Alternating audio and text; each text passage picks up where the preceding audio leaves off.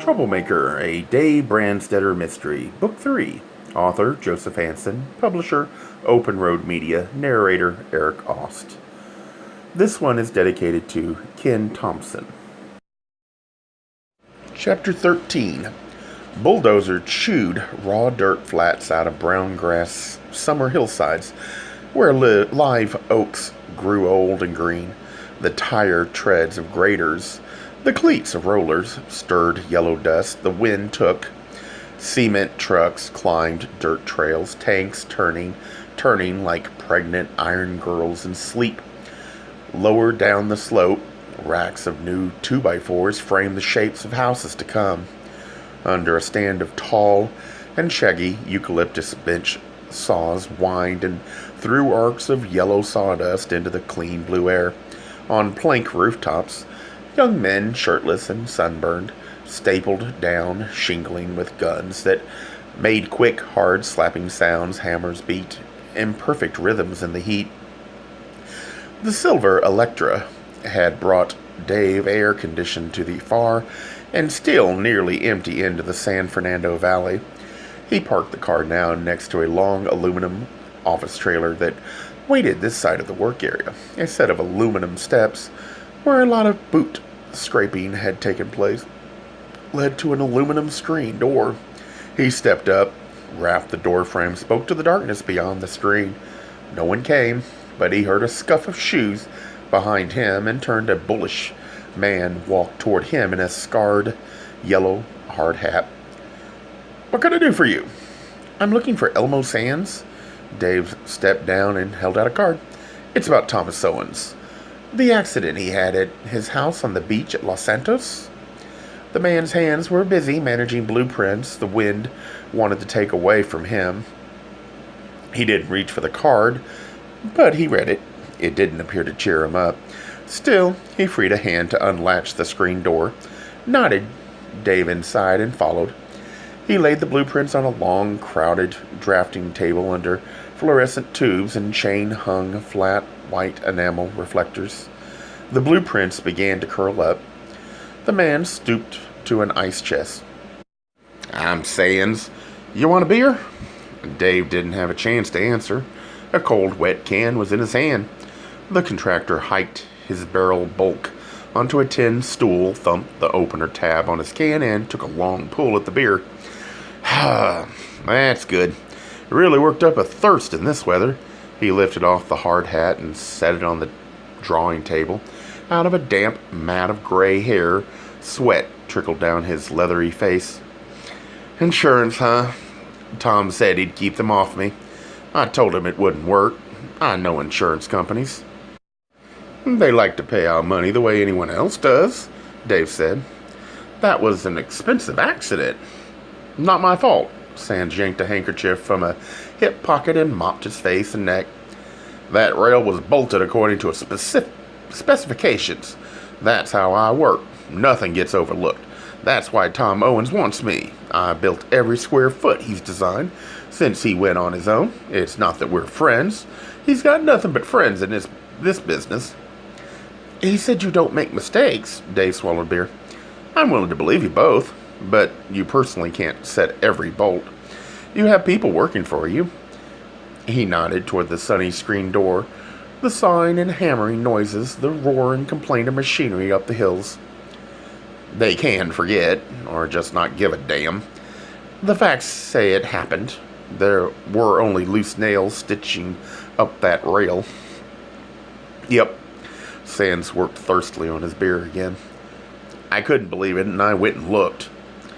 "So it was your fault," Dave said. "I thought so, and I fired the kid. I took him with me and showed him the nails, and I fired him. He worshipped Tom.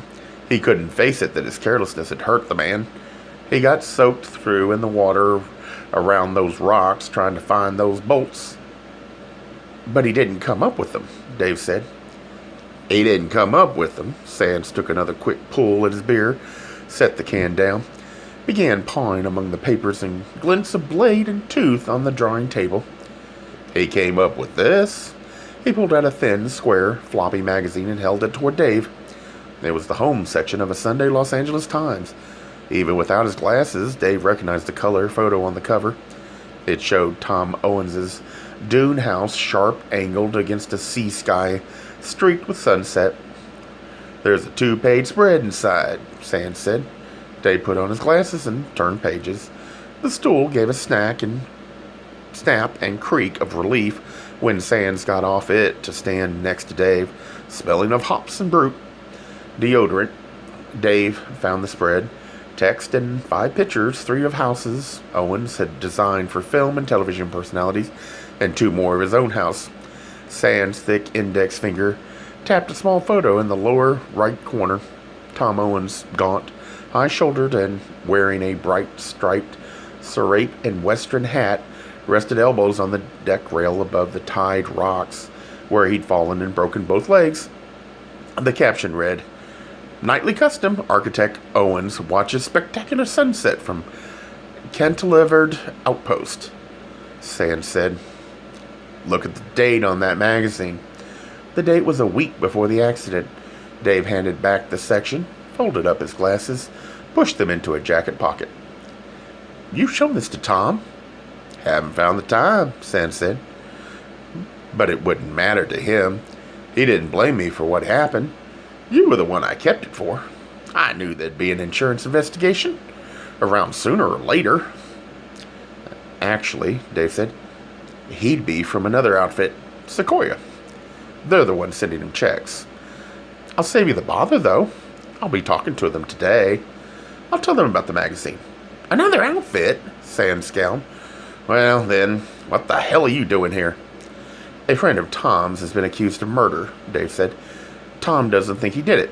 The dead man was insured by my company. That's where I come in. But none of my leads has gone anywhere. I haven't helped Medallion. I'd begun to think I couldn't help Tom. Coming to you was a long shot." "If it's for Tom," Sands said, "I want to help." "I think you have." Dave tilted back his head to finish off the beer. By the door, a small black enamel barrel that had once held roofing tar now held trash. He dropped the can into it. "Thanks." "It's something about the bolts," Sands said. "About the bolts," Dave said, "and about an accident that wasn't an accident, and a murder. I'm pretty damn sure was." He unlatched the screen, hinged the bright door outward, stepped down into hammer strokes of sun. He turned back. "I hope you rehired that workman." "Hell yes," Sands said. A mile west of the Medallion Tower on Wilshire, a low-slung building of narrow red brick, whose flat roof was a rubble of white rock, housed Sequoia Accident and Indemnity. A hand-solemnly kept jungle of leather-leaved greenery grew against the walls. Inside, no one sat at the glossy reception room desk where a multi-buttoned green telephone winked lights and softly buzzed. Dave went past into a square patio sheltered by a big rubber tree. Glass doors led off the patio into offices. Dave found Johnny Delgado in a corner room where open-flap cardboard cartons on the floor suggested departure. The desk was strewn with folders. Delgado, a trim little man who was Sequoia's claims investigator, stood with his back to the door, a foot up on a brick indoor planter, elbow on knee, chin on hand, head bowed as if he were studying the lush greenery. Without turning, he said in a beaten voice, "Don't say anything, Murray. Whatever you want, it's yours. I can't fight anymore. Certainly not face to face. Certainly not today. Just go away." Dave said, "It's not Marie, Johnny." Delgado lifted his head, straightened his back, put the foot down, turned. He didn't look trim anymore. Beard stubble darkened his hollow cheeks. His eyes looked burned out. His suit looked as if he'd slept in it, and nowhere clean. He twisted, Dave a wry smile of apology, but didn't step around the desk. Didn't make an effort to shake hands. He just said, "Christ," to himself, and dropped into the chair back of the desk and waved a hand at another chair. Dave took it, and Delgado said, "When you're a kid, you get the idea there's only one female of the species in the world. You can't wait to marry her. Then you think what she's giving you instead of just the sex anybody's entitled to is her life or something." He laughed without amusement. "Oh, there's giving going on all right. Only you don't know it. You think you're collecting a home, some money, a future, a comfortable retirement, then she springs it on you. You've been collecting all right, but not for the both of you, for her exclusively. For her. It's California, Dave said. Delgado grunted, bent to open a drawer to bring out a bottle. Jack Daniels built into the brick wall over his head were clock hands in black wood. They made the time only minutes past noon. But Delgado, with hands that shook, poured steeply from the bottle into clear plastic throwaway glasses. Put the bottle out of sight, again, pushed one of the glasses toward Dave between the flutter of files, and, "What's on your mind?" he asked. The tone was meant to be resentful, but he was too tired. "They're all after you, are they?" Dave asked. Delgado drank.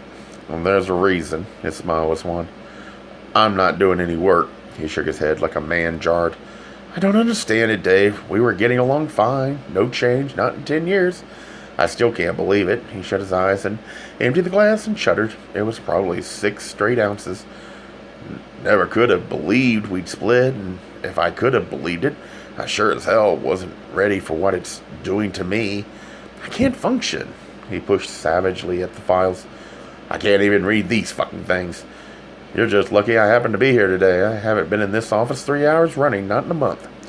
He took out the bottle again. His bruised and sorrowing eyes flicked at Dave's glass, but Dave hadn't touched it. Delgado refilled his own glass. "I should have knocked her up. That's what my old man says. Keep 'em pregnant, and you'll keep 'em. In the old country, a woman was fat and ugly after 5 years of marriage. Nobody else would want her. That was how they did it." He drank again. "Repulsive, right?" "Buried there." Dave nodded at the files. "Have you got reports on 2 accidents to a household on the beach in Los Santos?" "Owens." "Ewing?" Delgado squinted, pushed at his thick, expensively cut black hair, hunched forward, began shifting the folders around. He did it, sweating, slow, as if they were too heavy for him.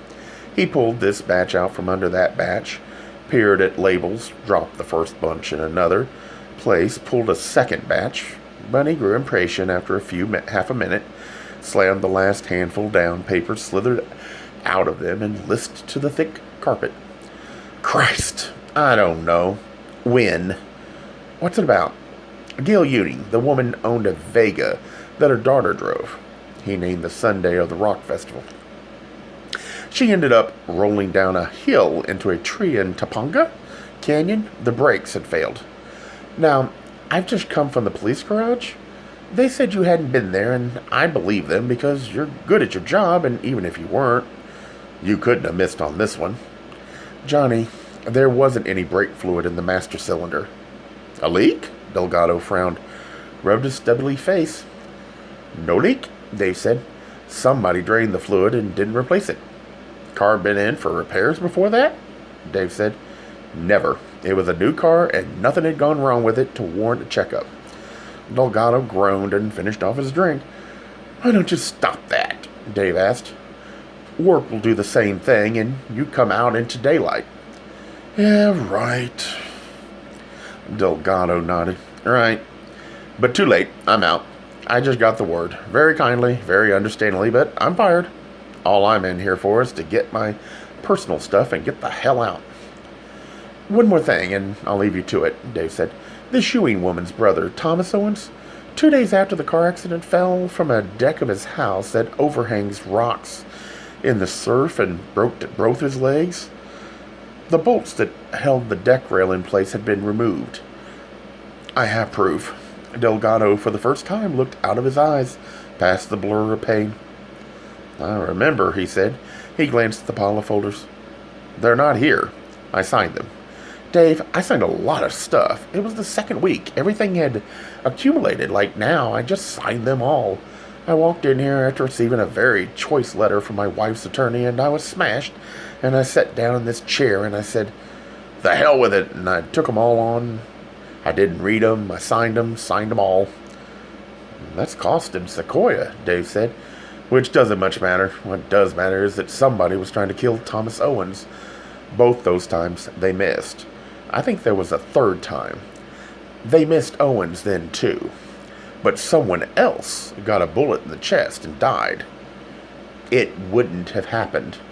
Johnny, not if you'd looked at that car, looked at that deck rail. Delgado was a bad color. Get out of here, he said thickly. Just get out, will you please?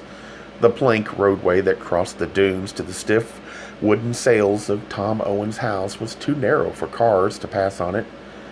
So when the Vega came out of the shadow of the port down, Dave braked the Electra and pushed the lever to reverse. Then he saw Jomay's bright hair through the windshield and shifted to in instead and stepped out. Gail Ewing halted her car, tapped the horn, called sharply. We have a plane to catch. He walked to her. Larry Johns was in the cramped rear of the little car, where there was no room for his legs. He sat crossways on the fake leather seat, head pulled down to his shoulders to avoid the low ceiling. Where'd you come from? Dave asked. Tom got his lawyer on my case, John said. Mr. Greenglass, it was only manslaughter, if it was anything, he says, and that's not like murder, where they can hold you without bail. Yeah, legal technicalities had nothing to do with it, Gail Ewing snapped. It was Tom's $50,000 that was where the judge set bail, which shows you what he thinks of the case. It's not a case yet, Dave said, and I'm not sure it's ever going to be. Doubt away, Gail Ewing said, but right now I must ask you to move your car. Dave looked across at Jomay. BB lay asleep in the girl's narrow lap, golden head between her little breasts, rosebud mouth drooling on a fresh white blouse, probably one of Trudy's. Dave asked, Back to Texas? Jomay nodded sulkily. I give my statement about Huntsy to that man in the baseball cap. They had it typed up. I signed it. They don't need for me to stay. She glanced bitterly at Gail. I would have stayed. Tom, he says I'm more than welcome. He gave you the $1,500, John said. That's what you come out here to get, isn't it? Jomay twitched her mouth, tossed her hair. Dave asked Johns, You're going to the airport to say goodbye? I thought you said goodbye in Austin 15 months ago. I want to see that Delta jet take off, John said. Watch it till it's out of sight. And Jomay turned sharply on the seat. It was Mama drove you off, she yelled. Wasn't what you said? Making you clean up her beauty parlors, never paying you. Now you talk like it was me you hate. He sighed and said gently, I don't hardly remember you, Jomay. Why don't you try that? Just forget me. Jomay picked up the limp baby under its arms and shook it at him. This here is yours. The baby began to cry, and John turned his thin child face to look out the rear window. It's good flying weather, Dave told him. The plane will get off all right. I'm sure Mrs. Ewing's here will report back accurately. I need to talk to you and Tom. There are some developments. For heaven's sake! Gail Ewing threw open the door, got out of the car, yanked the bucket seat forward against the steering wheel. Get out! If you're not going, we've got less than an hour now. Johns half crawled, half fell out of the tight little car.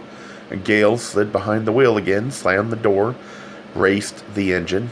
Dave returned to the Electra, backed it along the hollow-sounding planks to the wide place on the coast road shoulder where the drive began, swung it out of the way. The Vega shot past Jomay's face, flushed. BB, still wailing. Her cries mingled with those of the gulls, wheeling the emotionless blue sky above the dunes. Dave rolled the heavy car to where Johns stood waiting, squinting up at the gulls, his hands in the hip pockets of the worn Levi's.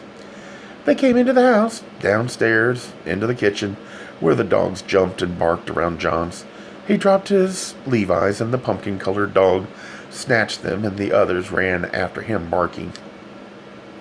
Johns wasn't quite naked. He wore very small yellow swim trunks. He peeled off his T-shirt as he led the way along under the gallery to the room at the far house corner, where Tom Owen said from his hospital bed, Good. You didn't go. He held out his arms to Johns and saw Dave and dropped the arms and dropped a smile. It was the best smile Dave had seen in a long time, and he hated to see it go. What is it? Owen said. Larry's free, isn't that fine? The boy perched on the bed edge. Owen stroked his shoulder. He cocked an eyebrow at Dave. Aren't you pleased? It's too early, Dave said. I'll be pleased when they refund your bail money and he crosses home plate, but he hasn't crossed home plate. Not yet. And that's only half of it. The other half is you. Me? I'm fine. Now, you're a target, Dave said. Someone tried to kill you. Not once, but twice. He eyed the boy with the blonde mustache in, and possibly 3 times. Owens tried to interrupt. Dave didn't let him. He told about the brake fluid, the deck bolts, about how Johnny Delgado had neglected his job, about how the kid who worked for Elmo Sands hadn't. Owens was pale against his pillows, reaching for cigarettes on the magazine and book-strewn blankets. His hand shook. He fumbled the pack and dropped it. Larry Johns took it, lit 2 cigarettes from it, handed one to Owens. The architect looked bleakly at Dave. Yeah, that's right. The photographer posed me leaning on that rail, backward and frontward. It was his ideal. So the caption was fiction, Dave said. You didn't go out there every night at martini time to watch the sunset. Sunsets, Owens said, are usually in bad taste, but you fell off there. Dave said, how? Trudy and Mark were recording. Owens gave an ironic laugh. I was minding their business. The night before, Dave asked, you don't remember the dogs barking? Somebody was out there removing those bolts? It had to be under cover of darkness. We were catching a play at the Mark Tapper. Larry and I, Gail, he creased his forehead. Where was she? Free child care. Centers for Working Mothers, John said. He squinted in the smoke from his cigarette, probing for and finding the brown pottery ashtray. What would happen to Gail if she ever had her to mind her own business for a week? Owens laughed without hope or humor. The world would be up to its ears in stray infants and oil slicks, he frowned. Mark and Trudy weren't home that night either. Where were they? Poetry marathon, Larry John said. At that far-out bookstore in Santa Monica. 99 poets or something, reading steady for 2 days and 2 nights. The store wanted to get it to the Guinness Book of World Records. They used up about 50 tape cassettes and found out afterward the mic wasn't plugged in. Remember? This time Owen's laugh was real. Yeah, right, Dave said. So, whether the dogs barked or not, there was no one home to hear them. How about when the brakes on your sister's car were tampered with? That was no way to kill me, Owen said. I never drive that car. That was on a weekend? Larry Johns tugged at the ragged ends of his blonde mustache, frowning thoughtfully. Maybe they weren't here. We left them for shots at the vet's one Saturday. He went to a file cabinet and brought Dave a slip of paper headed Los Santos Animal Clinic. The scrawled date was right. Dave handed back the slip, and the boy put it away again. Owens watched his thin nakedness. The yellow eyes smiled and looked hungry. Dave told Owens, Madge Dunstan and Ray Lollard picture you as someone everybody likes. So does Elmo Sands. He says you have only friends. I'd have thought so, Owen said. And that way, at least, I've always been lucky. Think. There's no one you've crossed. Dave sat in one of the orange canvas director's chairs. Suppose you hadn't come along, who would have built those expensive beach houses that made you famous? Anyone and no one? John sat on the bed edge again, and Owen stroked his back. It really doesn't add up, Dave. Does Larry ever drive your sister's car? No. Owen stopped his moving hand. Gail and Trudy, Larry drives my car, the El Camino. What are you getting at? You look alike. Fair, slender, long hair, mustaches, Dave said, and on the night Rick Wendell was killed, Larry wore your Serapian hat. The two on the bed, watching him puzzled. Dave told Johns, try to remember. We know now that Mark followed you that night. You evidently didn't notice him. Did you notice anybody else when you left the house and headed for the road where Wendell was waiting to pick you up? No, but I went out the driveway in my cowboy boots. They made a lot of noise on the planks. If somebody went on the sand underneath, I wouldn't have heard. And you didn't notice a car following you when you drove up into the canyon with Rick?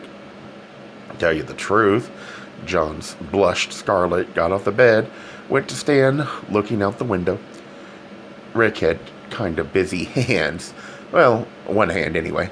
A couple times I thought we'd go off the road. So you weren't watching the rear view mirror. You didn't see the headlights of the El Camino that Mark was driving.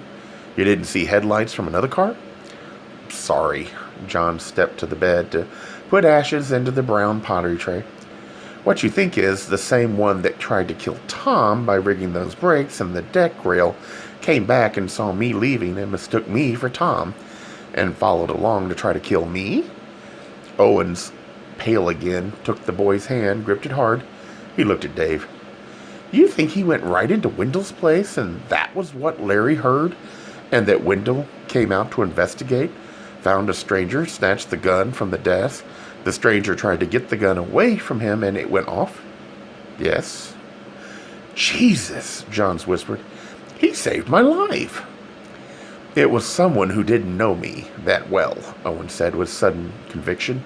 He tampered with the wrong automobile, then with that deck rail, where it was only by bad luck I happened to lean. He breathed in sharply. He'd seen that magazine picture. And believed the caption, Dave said. And you wore the Serapian hat, also on television, right? For color. Owens' smile was self-mocking. But you can't think of anyone who wants you dead. Dave got up grimly from the director's chair and went to the door with the high wall break above it. Try, Tom. Give it hard thought.